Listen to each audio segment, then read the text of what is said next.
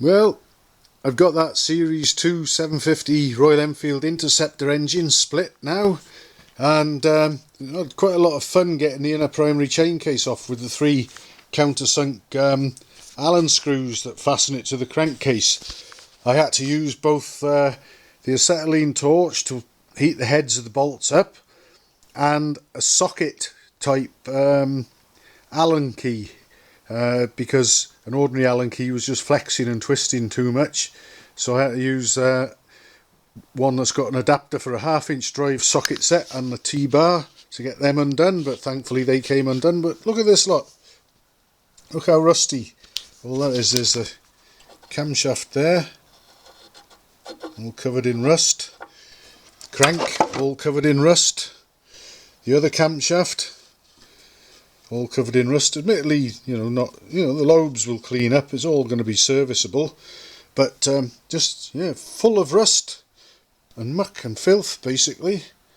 But it's all in bits now, so I'm at a stage where once I get the crank out of the drive side crankcase, I can get the conrods off, give the crank a good examination and see if it's okay or whether it needs a regrind, new shells, whatever. There's no sludge trap as such in these, but because obviously they've got a full flow filter on the pressure side, these, so but it doesn't do any harm to undo those plugs in the end of the crank and have a look in there and see what's in there and maybe clean it out anyway. So there we are, yes, all in bits, very very dirty. Look how dry and corroded it is in there.